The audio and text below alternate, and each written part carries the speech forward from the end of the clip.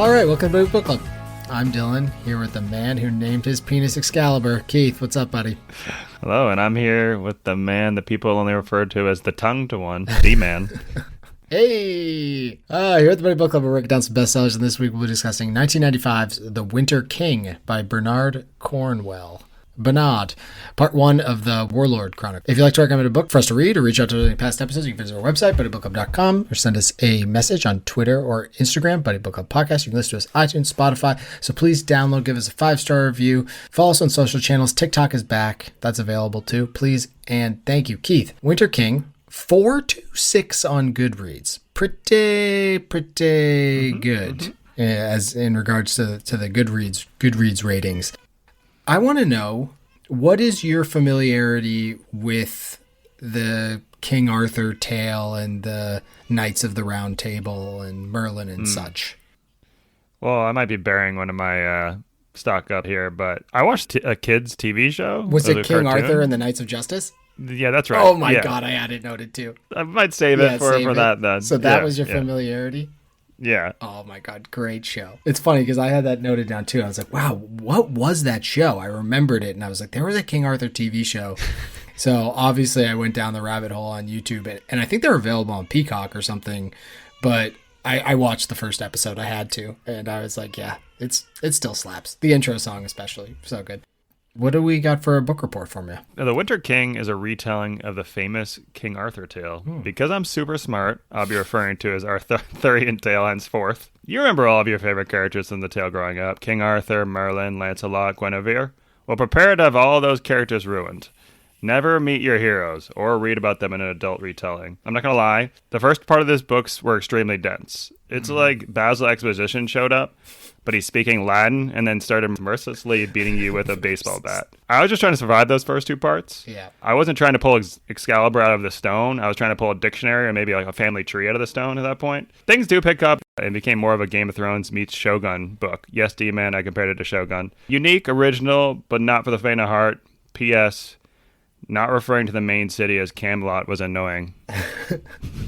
That's it. Dundurian or something like that. I don't know what they're calling it. I didn't care for it though. Well done. I liked. I liked it. I thought it was a B+ effort. B+ effort. Okay. Yeah, we'll take that. It. With that being said, let's jump into your stock up, stock down. What do you have for stock up, The Winter King? Stock up, King Arthur and the Knights of Justice. So this is an animated show, 1982. So I was watching this when I was 5 and 6, like, or were they replaying it? Maybe it was replays. Okay, yeah.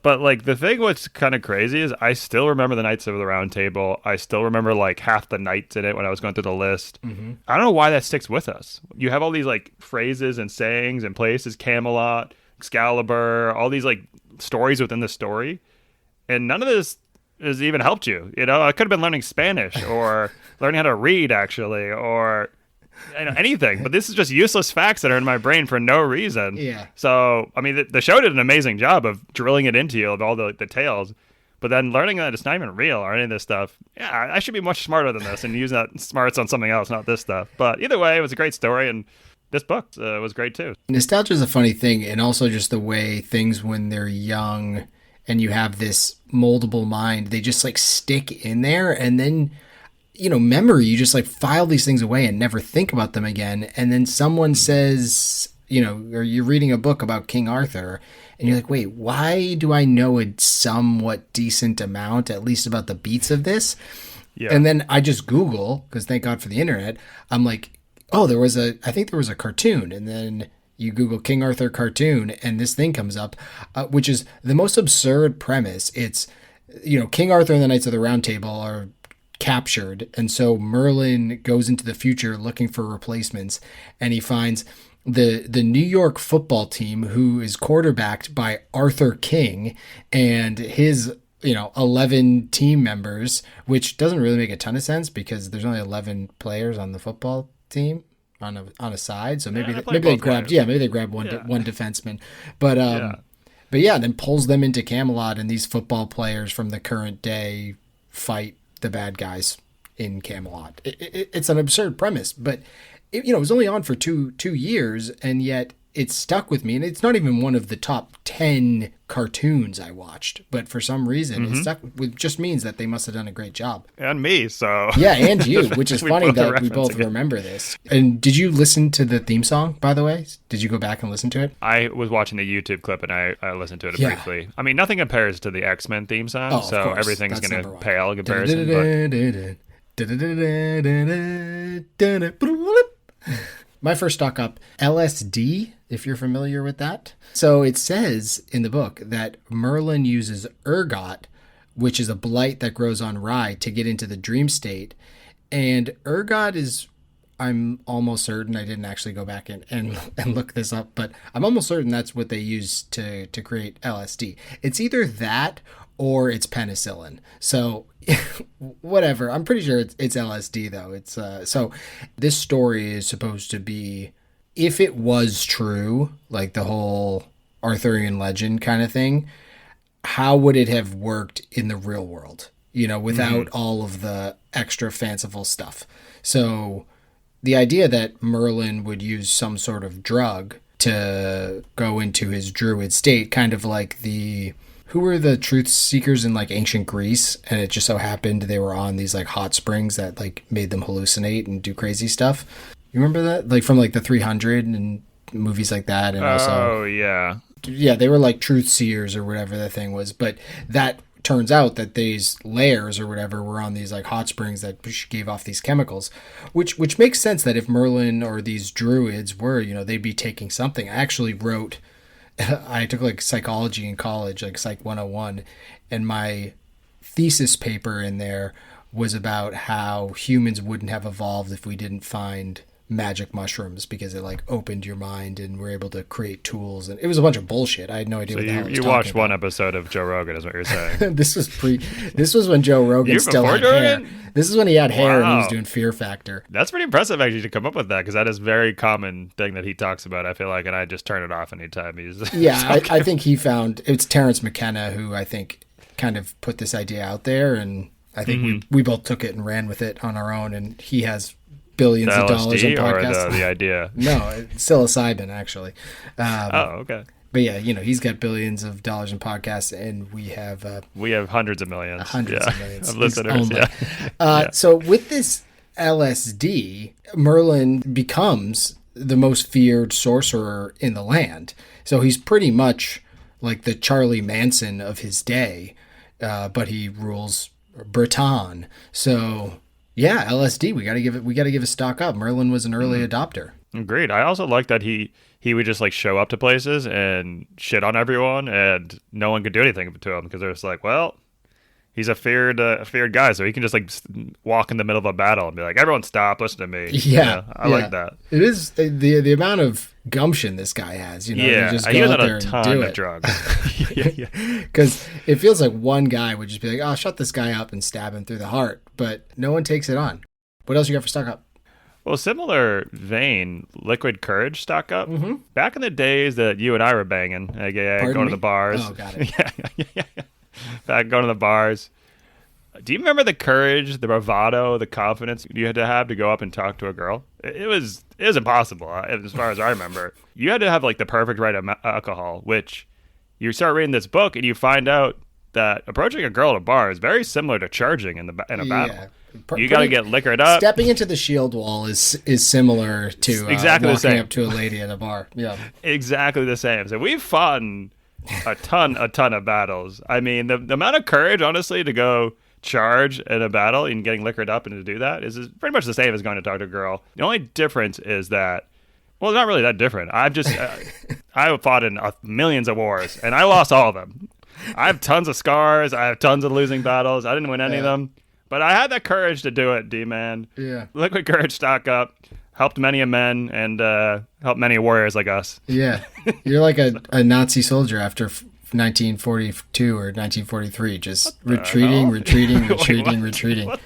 It was all losses for them from there on out, except for maybe the Battle of the Bulge. You could have used any possible war ever, and you chose Nazis. Yeah. Why do you can even give me Italians or Japanese during that war? Why just give me Nazis? I guess the Japanese did slowly give up those islands. Yeah. Yeah, no, that's an all right one too. But they Well, I'm more like Russian. Well, I'm going to lose anyway, so I just burn everything to the you're ground. just taking the leave. siege battle. I'll like attack and then I'll just burn everything behind me as I run away. Well, That's me. Similar to your analogy though is Derval's stance, which is he doesn't drink or anything before battles because he wants to have his wits about him.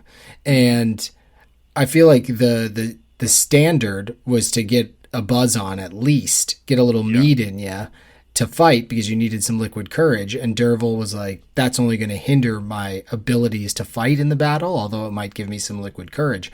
And I think it translates the same to when you're walking up to talk to someone at a bar, because you might have a few drinks in you and you're like, oh, I'm going to go talk to this person. And you come off as a blithering drunken idiot where you think, oh, I'm not doing too bad. And if you had probably gone in there sober and just said, hi, my name's Keith, that would have been a better way to go about it. Yeah, that's one of the dumbest things I've ever heard in my entire life. Have you heard me talk sober? I'm worse. Yeah, I did hear that book report. yeah. Mercilessly.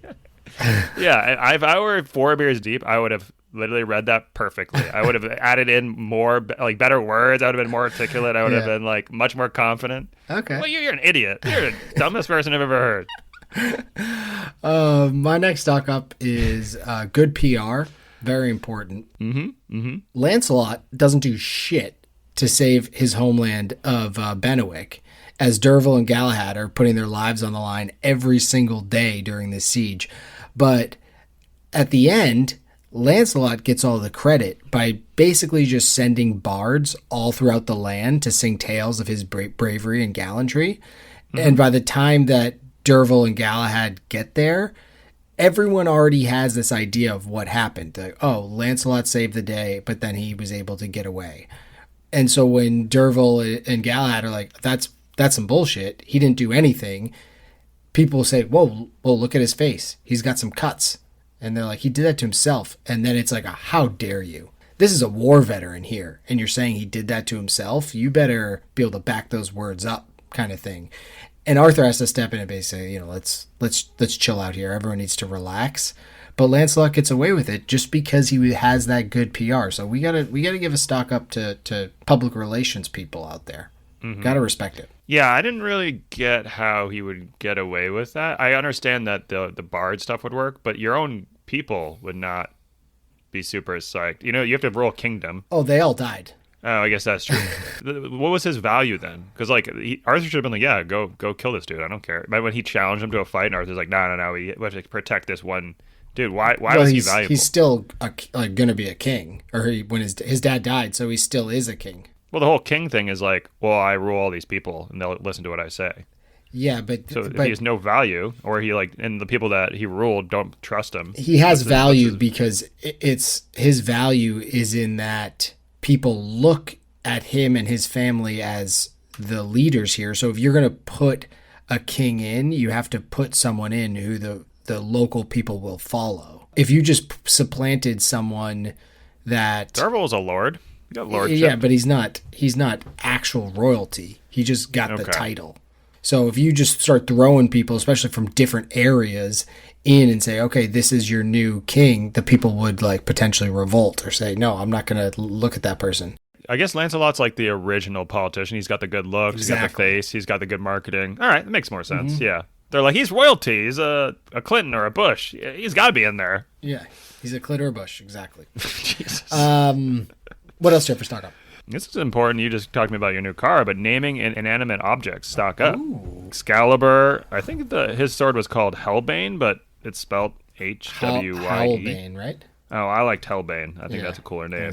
But big fan of this. We need more of this. Do you have any names for any of your inanimate objects? I used to have a bong in college that I named Anduril, the Flame of the West, which was Aragorn's sword from Lord of the Rings, and it was also the blade that has once been broken has now been reformed. It also got broken, and then I reformed it, so that only enhanced its lore in the college campus. Were girls like clothes completely off after you told them that story, or is it they just still on at that point? What happened there? Yeah, I mean, people were freaking out. Let's just say people were floored. I actually kind of love it. I mean, the backstory makes it. The thing is, you named it that so you could tell the backstory. That's the only reason you name it that. You don't name it that so you can just be like, that's the end of that. I mean, I think back 20 years ago, whenever that was, I was watching, Half Baked is such a great movie, and they got Billy Bong Thornton and Wesley Pipes, which I thoroughly enjoyed. That's pretty good. Yeah, I don't think I've named anything inanimate outside of that. What about yourself? Yeah, I more of like refer to things as like a special thing. So like I have a club called Ping, which is all my other clubs are terrible clubs, but I found a lost and found Ping club, but it's named Ping. But I'm like, I got to bring Ping out. And you like talk about it like it's its own entity. You know what I mean? Yeah, like it is human qualities. And then the Nissan, I mean, it's more a descriptor, but I call it the American muscle car. So, I mean, it's more like, hey, are we going to drive American muscle, or are we driving like your shitty, like, Lexus? And they're like, what? I'm like, huh? Isn't Nissan like a South Korean company or Japanese? Japanese. Yeah, it's I'm pretty sure it's Detroit, Michigan, but yeah, totally. Okay. Yeah, so those mine, but yeah, no, I need to start naming things more. I appreciated it, and I like it. Your move is the best. Is just give it a backstory or name that's like someone has to ask what that means, and then you can berate them with your real opinions of something. Yeah. Kind of like the Buddy Bug Club. Well, it's the best because especially Anduril, Aragorn's sword in Lord of the Rings, it has several names in classic J.R. Tolkien fashion. So somehow we got back on this. So someone can say, "Oh, what's Anduril?" And I look at them, I go, "The Flame of the West." And then they're like, "What are you talking about?" And you say, "The blade that has once been broken is now reformed." And they're like, shut up. I don't want to talk to you anymore. And that's how you don't have any friends. My next stock up was spitting. Lots of spitting to ward off evil in this book. And I was sitting on the couch with the wife and was telling her about this, and she said it was a Jewish thing because she's Jewish. And I was like, that's interesting. So I looked it up, and it seems to be an everything thing. Like every religion or geography has the idea of spitting to ward off evil. So I'm fascinated by who started it, because it's somehow matriculated throughout all of these different cultures. Mm-hmm. And I also kind of respect it. Like, it makes sense. If someone was to put some evil on you and you like spit at their feet, it makes a lot of sense to me that would be a, well, fuck you kind of thing. So I think maybe that's why it was able to spread, because the whole process just seems like natural. You know what I'm saying? Maybe. You're not on the same page. I'm just thinking the most superstitious sport is baseball, and you're spitting all the time in baseball. So I do get that aspect, but I don't understand why is that warding off people when you spit? Evil, warding off evil.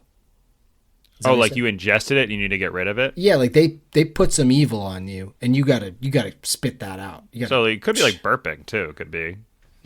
Burping is more of my compliments to the chef. Noted. All right. Yeah. Okay. All right. Fair enough. Yeah. All right. Slurping and I burping. I was just thinking Dune too, obviously. Oh, yeah. Well, Dune spitting is a whole nother thing, because then you're giving someone your water. That's a big deal. Yeah, less of a big deal when there's humidity in the air. What about stock down? Stock down having yes men? Very important. I like yes men. Oh, okay. Yeah. Well, there's a fine line between a hype man and a yes man. Yeah. Okay. And I think this book does a good job differing between them.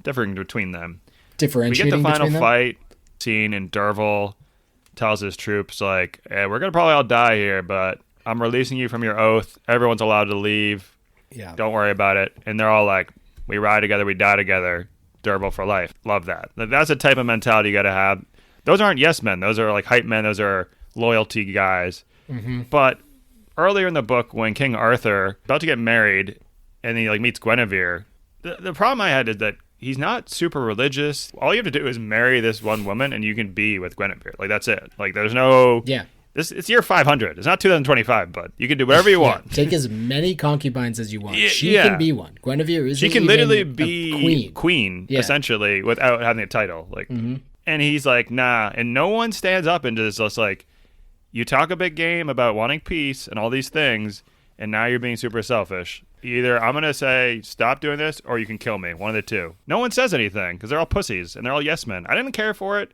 Didn't like it at one bit. Yeah, I mean, one of my stock downs was stock down peace and love, because like you were just kind of saying here, is all Arthur has to do at the end of the war, and in order for him to unite all the Britons, is marry Cynwyn. But instead he sees, and Cynwyn's a looker, and she's got the pedigree, if you will, so there's no problem there. But he sees Guinevere and he just has to have her. I think she kind of negged him. Like, she was like, well, I don't really care who Arthur is, no big deal. And because of that, he was like, well, now I have to have her. So it sparks off the bloody war for a guy that's only been talking about how much he wants peace. So no peace there. And if you know some more Arthurian lore, she eventually has an affair with Lancelot that indirectly leads to Arthur's death. So no love either. Peace and love, stock down.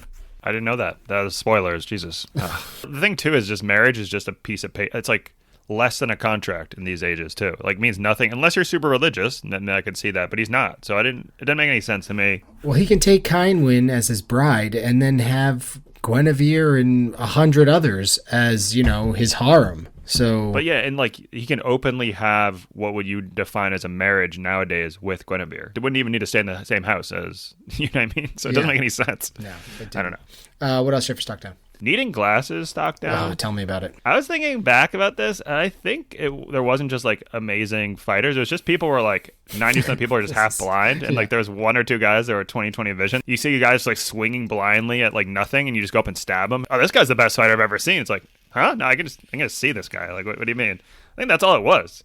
Which we would think too, like after this time period, that all the people with bad vision would die out. So you would think there just would be. But what now I think about is, imagine how bad the vision was back then compared to now. It probably was 100 times worse. Like people like just couldn't see at all, and those people, all their family lines would get killed because you couldn't see anything. Oh, you're saying now our vision's like amazing comparatively to that. Interesting. That's an interesting theory. I've never thought about that. And I have 20/20 vision, which means my ancestors were awesome fighters, and they bred this person that sits at a computer desk and is a lazy piece of shit. So that's cool. That's good. My ancestors, I'm sure, would be proud of me. If they could only see you now. Yeah. I've often thought about the idea of what we all did before glasses, because there's a whole humanity out there before we had this ability to see. And I was wondering how it got trickled down into different gene pools and whatnot. But your idea that there was actually way worse sight people, like basically blind, and then they, in these dark ages and middle times, got killed off, and maybe before that even, cavemen days, because how would that even work? So that's an interesting theory. Yeah. Oh, thank you. Because I always just thought, we just eventually, once societies were built, they just put us in a hut and said, you'll do meticulous labor, or gardening or something. You can't be a fighter, that's why I assumed I got here, because all of my ancestors were cowards. So, yeah, makes sense. I will tell you what's tough is someone like me who has, and this is, I'm sure it's way tougher for other people, but in general, my eyesight is just bad enough to need glasses, where it's like I'm not enjoying the world, but I could, move my way around it. And when someone that like has way worse vision, let me see those glasses, and then everyone's mocking you, and it's you don't need these, and it's like, but I do. I want to enjoy the world. Yeah, I want to see it better. Yeah. What's wrong with that? Which I still don't understand how glasses work. If you can correct it to make it 20/20 or whatever, why can't you just make it like 1/20? You know what I mean? Like just amazing. No, it's the other way. It's like 10. Oh, yeah, you know what I'm saying? Like double your vision. Make it better than the normal person. Yeah, exactly. Because they say, this person's 20/10. And I'm like, well, give me that. Why are you getting me to 20/20? Yeah, why can't we all have superpowers? Yeah. I think that's probably all the people in the glasses world probably all have perfect like visions that's triple R's, and they're just pretending like they can't make it better. Okay, I'm onto well, them. as someone on the inside, I will say that has not been the case for me. No, you're not on the inside. Oh. You're not an optometrist unless you're secretly doing it on the side. No, I wish. That sounds like a very lucrative job. Glasses. When you go in there, they're like, crazy. "Is that blurry?" You're like, "No." It's like, "How about this one?" Yeah, and they're like, "Yeah, it's funny because the first one was like blurry, but we're not going to tell you how blurry it was, you idiot." All right, my next up down is Simpsons Did It. Are you familiar with this South Park episode? Maybe. So there's a South Park episode which is basically around the idea that no joke can be done because the Simpsons already did it, which is kind of their way of showing respect to the Simpsons while also shitting on all the message boards at the time that were saying Simpsons did that joke, Simpsons did that joke, Simpsons did that joke. So I will give my congratulations, I guess, to South Park, who had an episode called Cartman's Incredible Gift, which is basically Cartman gets psychic powers or acts like he has psychic powers. And eventually it ends with this psychic fight, which is obviously we know total bullshit. So the psychics all quote unquote battle each other, but they're just going like na na na na na na na na, and like using hand motions and touching their head like na na na na, and nothing's happening because no one's actually psychic. And I felt that as I was reading The Winter King, because my understanding of Arthurian legend and lore was that there was magic. Merlin is a magician, Sword in the Stone, there's magical elements going on. There's priests and priestesses, and Morgan is doing devilish things on the side. And this book, no magic, none. There's people are concerned about the abilities of these druids, and they have them bless things, and they're out there casting spells and whatnot, but it felt very much like that South Park episode where there's a big battle going on and Nimui's there going like da da da da da da da da da da da da, and some other druid is like counter casting like ba ba ba ba ba ba ba ba ba. So yeah, it was kind of funny that, and I guess that is what religion is to some degree, is that people believe it without seeing it. So yeah, it just was kind of funny to me that there's this whole idea of the Arthurian legend with magic and whatnot, and our buddy Bernard here is trying to put it in real world scenarios, so you can't have these big magical elements. It's not necessarily like a fantasy book, so it was more historical fiction. So it was funny having them kind of try to figure out how that would work, but there's no real magic going on. Yeah, well, I do think there is something to be said about the negative effects, right? Or the like confidence game that they're playing. Oh, yeah. Right? No, I get it. I still think magic kind of exists when like a magician does something crazy. I'm like, oh, like that's, even though I know magicians exist, I still think, I'm like, is magic real? So the fact of back in the day when you have no books or any information other than like word of mouth passed along, and a guy shows up and he's doing like sleight of hand tricks, I'd be like, holy shit, I'll follow this guy. This guy's a god. Like, that's the fact of the matter. I get it. And there is something, this is almost like an early placebo effect where you're going into war. You might have some nerves. Maybe you didn't do the liquid courage, and you have this druid priestess blessing your sword. It's like, okay, I got confidence, and you go in there and you fight better. And then because of that, it becomes like a self-fulfilling prophecy where then you feel like that must have worked because I crushed it. But it's because of that placebo effect. So, and I respect that. I respect the way he approached it. It just was kind of funny to me sometimes when they're like, oh, Nimue cast a spell of disguise so they wouldn't see us coming. And I'm just laughing on the inside. Yeah, I liked it. I mean, and also we don't know if it's not real based on the book. Oh, it's definitely not real. What? There was no, like, when she cast something, all of a sudden clouds went over the moon or something along those lines. There was like thunder going on, like when they were talking to the gods. So I was like, oh, I guess it's real. It just happened to be thundering, and then they said, let's talk to the gods. You're a cynic. I believe it. Well, I'm definitely a cynic, that's for sure. I don't get how Merlin would get that reputation throughout the whole land unless he was doing some crazy stuff. Because Merlin is what you're talking about, where he's the best sleight of hand guy. The fact that he hunches over and walks with a limp and has a disguise, and then all of a sudden he takes it off and he's like, no, it's me, Merlin, and fills up the room with his tall space, and people are like, whoa, that was incredible magic. It's not unheard of. I mean, what's his name's doing it and pretending to be King Arthur, so it's not like they've never seen disguises. They were just like taken aback by that. Are you talking about Derval when he wore Arthur's mail? Yeah, okay. Not like, oh, a disguise, what is that? It's just he's so well disguised. Yeah, he does such a good job of it. From being hunched over to standing up, he grew 2 feet. It's like, okay, sure, whatever. You're just a non-believer. You Christian. You would. That's for sure. Okay, I had title-only promotions stock down. So Derval comes back from Bennewick with barely his life after surviving the siege, and Arthur gives him the new title, Lord. And Derval is so happy he doesn't have any words. He wants to cry. The guy just lost everything besides the clothes on his back and nearly his life. He got a title-only promotion, and he's like a pig in shit. And it's funny because this is something that I feel like happens in the corporate world, where they'll say, I was actually talking to a friend of ours, Miko, and I was talking to him, and he said he was offered something similar at work, where he worked for a different company and they offered him a promotion. He's like, okay, great. That's amazing. Like, what's the pay difference? Like, oh no, you already make more than most of the people at that level. So we're just going to give you the promotion itself without anything else. No one wants a title only promotion, right? But they sell it like it's a big deal. Cause I've seen it myself in the corporate world where they're saying, okay, well, we don't have the funding, but we'll give you the title and then we'll see how things go later on for the monetary version.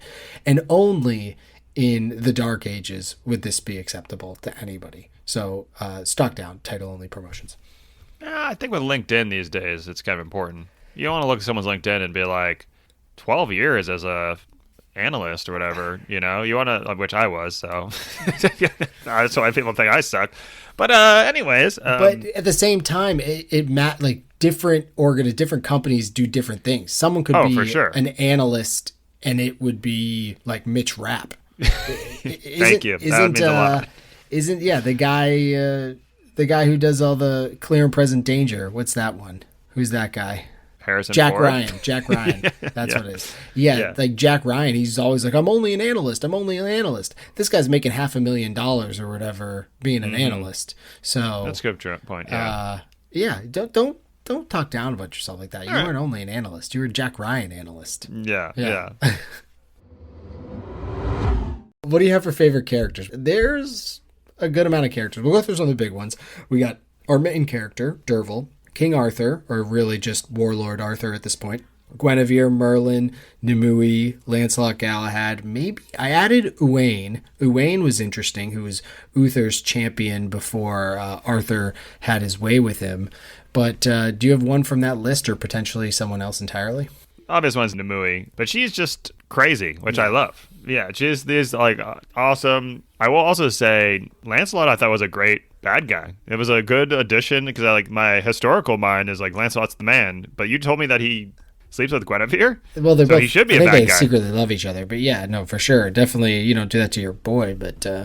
I love both of those characters were great, and Nimue is just the one you're going to remember. One-eyed, just fucking nuts. I loved it. Yeah, I think I'm with you there with Nimue, and also I loved her mentality as she went through the worst stuff imaginable, and she just, I've had my 3, whatever she called them. How is magic not real if those 3 things are happening?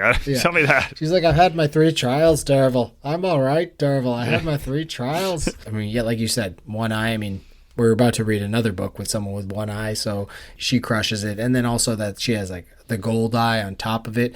She gives Derval a little loving for saving her, which I respect. They have this blood oath together, even though, she's Merlin's girl. And yeah, I mean, I'm not, like I said, I don't believe in the magic stuff necessarily, but she exudes that energy that I believe it because of the way that she presents it. So even if she's faking it, it doesn't matter because she does such a good job at it. Like, she believes it so heavy that I'm in. So yeah, I'm with you. Nimue is my favorite. And I mean, you gotta like Dervil, obviously. I appreciated that he wasn't down for all the, you know, unnecessary murdering of civilians at the beginning, but at the same time never broke his oath. He kept it to himself and just kind of led on.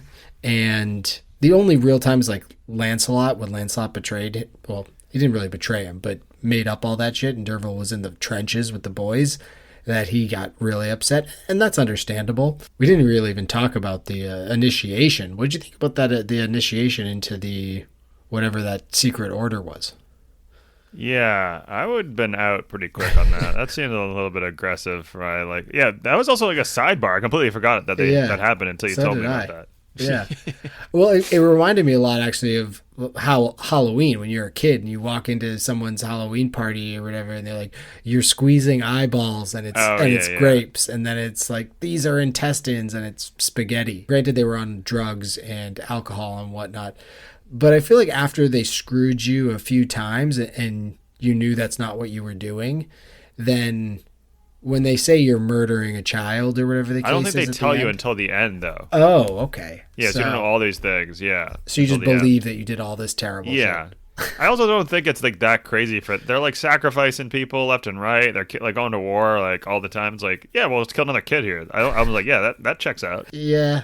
There's something different about some of them that's like holding down a child and you're murdering it than, you know, in the bloodlust of an attack. I feel like it's a Saxon. Village. You're like, all right, fair enough. It's a Saxon child. I mean, they did the same thing to him. Yeah, that's true. Yeah, he had they threw him into the death pit. Very Sparta vibes. Yeah, I also, my one hate for Dervil was that he's such a rugged warrior, but then he gets in front of Arthur and he's like, yes, Arthur, what can I do for you? Really, bro? Like, come on. You know what I mean? Like, the only thing that made sense is that he loved Arthur, right? When he was like, I've only had one true love, I was like, well, it's Arthur, obviously. But then they were like, no, it's this other woman. I'm like, woman, bud? Come on. Oh, you mean like Song of Achilles type love? Yeah, that's what I was thinking. Song of Achilles. When they would talk, he'd like whisper to him and stuff. Whatever you want, I'll follow you wherever you go. It was like kind of like a '90s like R&B song, like Casey and JoJo. I could never find another lover sweeter than Arthur. Sweeter than Arthur. But yeah, that's what I was getting vibes of, and so, which I'm fine with if he just admits it. But you can't be like that and not love the person, right? Yeah. Well, I don't know. I think he was cool with Arthur's ideals. The problem is that Arthur went and did the whole Guinevere thing, which kind of throws a wrench in the whole plan. Because even at the end, when Arthur defeats them all, and they think he's going to start taking all their land and taking all their money and everything like that, and he says, I just want peace. You can keep your kingdoms. You can keep your money. Dervil thinks Arthur's saintly for doing this. But there's already been so much bloodshed because of Arthur's very selfish decision. So it feels like, you know, you shouldn't get as much praise. And also, you can look up to him when you're like 15. You're like, oh my God, that guy's a god. But now he's fought side by side and led battles himself. He's no longer a 15-year-old. And he's still being like, yes, Arthur, whatever you want, my lord. And it's like, come on, bud. You're an equal at this point. You should be able to openly talk with him. Obviously, when he's in command in front of people, you won't like disrespect him by talking down to him or anything like that. But when you're in the same room together, you no longer have to be like, no, Lord, anything you say is the best thing ever. Well, they're not equals. He is his superior. They are equals. I mean, once you've fought that much and like you've done that much for someone, you're equals. It'd be like a captain in World War II going up to General Patton and just being like, yo, what's up, George? I think you need to move your tanks over here. They probably talk like that behind. No way. Patton? You've seen, like, Saving Private Ryan, all the commanders they're like, you don't need to salute here, buddy. You just, like, charge Normandy. Like, let's talk openly. That was a lieutenant. That's very different. How is it different? They're still high-ranking. We're talking generals. We're talking generals here. Arthur's a general. A good general will let people right below him talk to him like normal human beings. When they're in front of troops, you don't do it. Yeah, maybe in private. That's why the whole point. That's what I just said. You're like, good point. When they're in private. Good point. Yeah. What's your favorite part of the book? The Isle of the Dead, by far. Yeah, mine too. I mean, the scene before defending the city, I was like, okay, this book might have a chance. You know, maybe I'm starting to crawl back into this book here. The Merlin reveal is cool. I started to pick up steam there, but then the Isle of Dead, the cannibal scene, that locked me in. I was like, all right, let's go. Now we're back. This is what I needed. So I appreciated that. And I had those as my top 2 as well, the Siege of Benwick and the Isle of the Dead. Isle of the Dead being number 1 when he goes to save Nimue.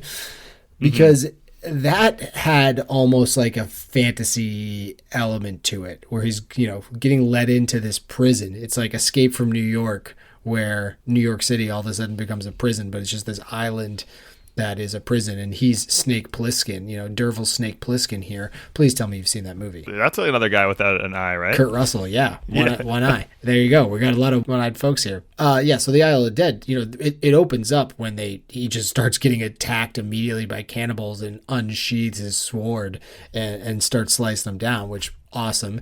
And then followed up with the scene when he thinks he's meeting a normal guy, and they're breaking bread together, and then all of a sudden the guy tries to eat a piece of his liver and stuff. Very Hannibal Lecter situation going on.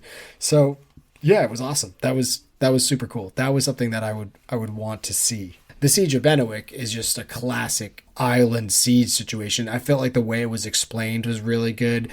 How the tides mattered so much at when the battle was raging and when it wasn't, and their plan to get the boat and all this stuff, and then obviously the Merlin reveal at the end to come save them.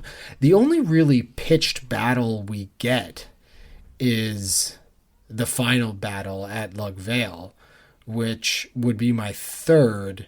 I found that to be a little harder to follow than the other things, but I did enjoy it. So I think this type of book, and we kind of talked about it, I compared this to Shogun because there is a lot of names and moving parts, and like it is a historical fiction based around stuff. The difference in Shogun is it's such a culture shock. This is like definitely a culture shock because it's so far long ago. But the final battle is what you needed. If this just ends and they're like, now catch up on book 2, what actually happens? I'd been fucking pissed. So I'm glad they had some sort of resolution. Otherwise, I would have definitely not been happy. I agree. And one of, I guess what it should have been a stock down for me is that there's no PDF or something that comes with an audiobook, because I didn't see the actual book. I'm not sure if there was a map in it, but I could really use when I'm listening to an audiobook a PDF that's attached to it where you can see a map, you can move it around, zoom in, zoom out, see where these things are going, and then also maybe next to it just a cast of characters situation, so I can follow along. Because when they're these, it's supposed to be real, and we know these characters, and it's harder to follow than Game of Thrones, which is impressive. It's like real locations in this place. This is the real place. Yeah. I'm like, wait, where are they going, and what's happening? I'll burn a hate, but it is that the Celtic British names were tough. I couldn't imagine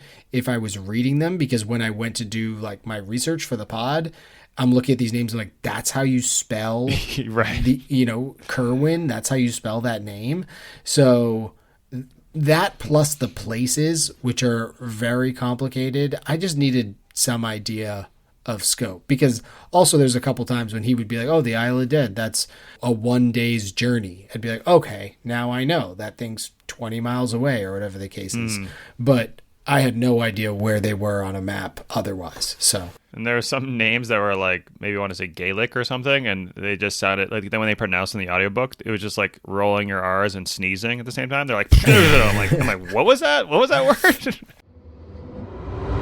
What'd you love about it, the Winter King? I thought the fighting was great. Like, we didn't even talk about the one-on-one battle between Arthur and Owain. Yeah.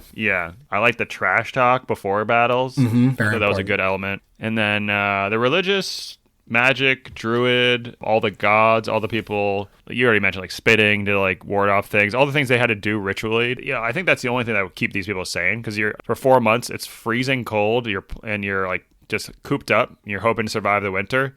Then spring comes and like the food starts like getting grown, and they're like, all right, now we're back for war, 8 more months. Yeah. It's just like, that's your life. You do 8 months. So it's like, you got to have something to fall back on, and say, oh, I'm doing this because God told me to, or the gods, or this druid's going to bring me to the afterlife or something, like you need something. Yeah. You got to believe in something when life is actually shit. Yeah. At all times is it shit. When you're not campaigning and putting your life on the line, you're back home trying to get the harvest up and your kids are dying of typhoid, which you don't even know what typhoid is. They're just dying of You're just sick. dying of the gods not liking you because you didn't sacrifice enough animals to them or something. Yeah. The thing I loved was that the characters felt real.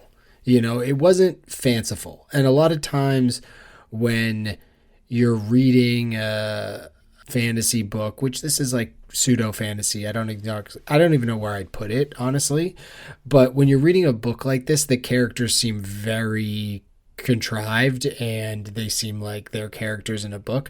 This felt like it could be some historical accuracy. Like these could be real people that lived real lives. And it's told from this perspective of Derville later in life as a Christian writing down the tales of the past. And it felt like he knew these characters, and these characters were really fleshed out and human. They weren't heroes necessarily. Even Arthur, I mean, we've been shitting on him for the fact that he was flawed, but I think that helps for him being like a real character, is he's not this perfect person. He has flaws just like anyone else. And the Arthur that I would know from, you know, what I collected through watching cartoons and Disney movies is that he is somewhat perfect and infallible.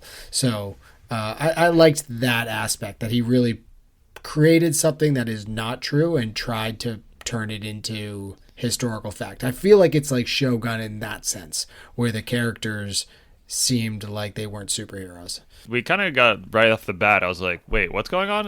When we introduced to Merlin, and he's like, and obviously Merlin, once she turned 12, he took her into her bed, and I was like, pardon me? What's happening? And then Arthur had a bunch of kids out of wedlock. Those kids sucked. He hated them. Everyone hated them. They're the worst. He never talked to him ever again after he got married. Is this the right book? Who are these people? So I did appreciate that. Yeah, I went into it thinking about this Arthurian legend like I know, and I was like, oh, this is not that. What else you love? I already mentioned parts 3 through 5. I think that if it was just 3 through 5, I think this book, I already forgot about parts 1 through 2, but that was a slug. That was a slugfest getting through that. Yeah, it's in my hate. But, you know, for the only thing I love is, we kind of talked about this, but I love a good sword and sandals type fantasy, which this basically was because the magic wasn't real. But so I'm not even sure it was a fantasy, like I said, but I just like sword and sandals in general, or this is chainmail and swords. Sandals? That's like the type of fantasy as opposed to like magical fantasy. Oh, it's like sandals, like because they're not wearing like elves' shoes. Song of Achilles. Oh, okay. No, they're not wearing elves. I love sword fighting, and we've been doing not that. It was nice to get some of that.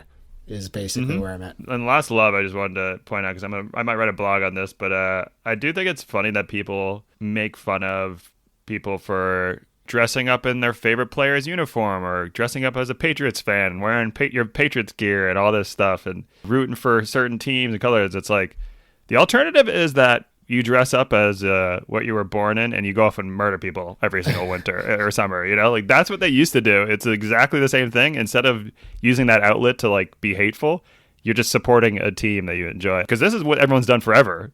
You just dress up in some certain color, or the way you were born. It has nothing to do with anything, and you go out and murder people for that color. And now it's like, at least we're using that outlet as like a sports thing, an entertainment thing, and not a terrible thing. So anyways. So you're okay with the sports jersey thing? Because I think I'm on the other side. Or at least I have a rule. What's the alternative, like I just said? So I'm definitely okay with it. I think that people making fun of it for it, it's like, this is what people did back in the day, but instead they just killed people for it. So is that what you want? My rule that I hold myself to, and this is totally my own, everyone can do what they want, is just, you can't wear anyone's jersey that's younger than you. Yeah, no, that's fair. I don't disagree with that. The only people that I don't like in sports are obviously, besides the terrible people that are just mean to everyone and out there just to, you know, hooligan vibes, are the guys who either like steal foul balls from kids or push through the line at golf tournaments so they can shake a golfer's hand as they're walking off the course. Like, buddy, move on with your life. Just say, you know, good, nice job, nice round, whatever the case is, and move on. Don't knock over kids so you can touch Tiger's sweaty arm, and, you know, don't steal balls from children. I guess I'm more talking about like the fanhoodness. Yeah, the fandom is go not for necessarily the godlike praising of an individual. Yeah. It's more of the, I'm going to spend my Sundays watching something, and then it's going to affect my mood. like that's better. Like people make fun of that, but that's better than I'm going to spend my whole 8 months killing people because, I wear this color jersey. Well, that's what sports is, right? It's just the outlet with societally acceptable outlet for like regionalism or something. Okay, well, let's get into your hates. What did you get for hates? Guinevere, the worst. She was awful. No redeeming qualities at all. Mm-hmm. And then parts 1 through 2, really. Those are my biggest things. I probably mentioned a few other ones, but yeah, nothing like major. I mean, obviously, I didn't understand what's going on parts 1 through 2. I still don't, but that's okay. Yeah. Hates for me, no magic. I just want a little magic. And I know we've already talked about that. Well, I saw magic, so that's fine. Yeah, you saw magic, I didn't. You're just not a believer. That's all right. The other thing I didn't like was long chapters. There's only like 5 chapters in this book. And it's tough for me as someone that listens, especially like I listen at night a lot, like as I'm going to bed. And if you put a book like this on and then fall asleep, you have legitimately no way to get back to where you were. It's impossible. And I know people say, oh, you can put a timer on and whatever the case is. But even then, I'm in this chapter that's 5 hours long. So did I actually listen to 20 minutes? And then, so it's really hard to find. And I just like breaks. I like breaks. Sorry, call me a kid. I don't know, but I like to take them breaks. And I don't think there was dialogue. We already talked about the first 2 parts, but I don't think there was dialogue in the first 4 hours of the book. It was just Dervil explaining the setting and the people, and there was no conversation or whatnot. So it was so dense. I couldn't imagine reading this in book form because it would just be a page of words without paragraph indentations. So I also thought that they did like break the fourth wall, so to speak, at times where he was like, well, you would know it as Camelot, this area, or it was called this, but you would know it as Excalibur. Yeah, because he was talking to the queen in current day. Yeah, so I feel like they should have done that as a preface. Like, next chapter is about, this is southern England, what you would know as Londonian today. Yeah. That's where the battle was, and that's what would have been nice. Instead, they're just like, well, you know all these places and these like groups, and I'm like, I don't even know what a Saxon is. I had to look that up. So let's back it up a bit, 100%. And other things, we were talking about the Celtic/British names, and then really the last one is that Arthur's not really a big character in this. He's not even introduced until part 2, and Merlin is maybe in like 10 total tiny character. Total pages. So as someone coming into it thinking I'm getting a lot of Arthur and Merlin, that was a bit frustrating. I didn't care so much about the Arthur part because I thought Dervil as like a narrator of the whole backstory was really good, and seeing it from someone else's perspective was good. But Merlin is just such a great character that I would have loved to see some more of him. No, yeah, I agree. Merlin was talked about more than he was actually in the book, for sure. And it was mostly, like, where's Merlin? Yeah, exactly. Yeah. Where's Merlin? Is he coming? I don't know. Where is Merlin? I don't know. Oh, he's over here. No, he's not. All right. I don't know. I gotta read our email. Oh, yeah, go for it. You've got mail. Nick from San Diego. Hey, buddies. What is your favorite part of the book? I guess we kind of already answered this, but for me, I think it's the best POV of King Arthur that exists. It's dark, twisted take on classic fairy tale. The way beloved characters are nothing like we expect is what makes it fun. I also like the role magic plays in this book. It could be real or it could be taken as real. Do you think you'll read book 2? I was a huge fan of book 2. Plus, I know you'll appreciate this, buddies. And this is a spoiler. They'd introduce 2 twin characters that have huge dongs. So that could entice us. I'm in. Yeah, thanks for the rec and the question. That's what I think is interesting and makes this book something to talk about. Is people are all over the place on their interest in the magic of it. I wanted more. Nick seemed like totally fine with the way it was, it being somewhat ethereal, and you didn't know if the magic was happening or not. And I think the most important part is what he's saying about King Arthur and Merlin is that these are not necessarily heroes. Like, seeing them in this like true light is interesting. It doesn't necessarily hurt them. It's not like a P. Diddy situation, but it makes them seem more relatable and human, I guess, than just kind of these pussies on a pedestal situation. The history is littered way more with Lancelot's than it is with King Arthur's. People even King Arthur wasn't that good, but I bet 95% of famous people are Lancelots. Yeah. Or just like stolen valor. They basically had good marketers. The victors rewrite history books, things like that. The thing about Chris Columbus, we thought he was the man for basically 300 years. And then 10 years ago, they were like, oh, this guy sucked. We forgot about that. What? We forgot about the genocide. Oh. Yeah, the thing is, we had his diaries, too. And I feel like we read those in like 6th grade. And we were like, wait, what? And they're like, yeah, he's good, though. It was a different time. And they're just like, all right. I remember them saying, like, it was just a different time. Don't worry about that. It's crazy that was... We were in school. What? Yeah. I mean, you got Columbus Day off. Yeah, exactly. At the same time, we were in school and they didn't know how the dinosaurs got extinct, and like that was figured out. So I guess we knew that. No, I don't think so. It was a lot of question marks. I thought they didn't want to tell kids that an asteroid could come from the space and kill you at any moment. I think it was in some circles like, duh. I read a lot of dinosaur books. So did I. I was a big dinosaur person. It was the idea. It wasn't definitive, though. Yeah, it wasn't definitive. Right. Yeah. Okay, that's fair. And then I think they eventually it still found never it in is. Gulf of Mexico. Aliens could have come. It could have been a lot of things. Yeah, though, I guess nothing's ever definitive. If you get some cast members, I'm happy to start casting too. I didn't cast this one, but what do you got for a cast? So this was a TV show, by the way. It just got canceled, I heard it was terrible. I heard it was that's too bad. I feel like it's set up to be pretty good, so that's too bad they couldn't. The Reddit threads tore it apart.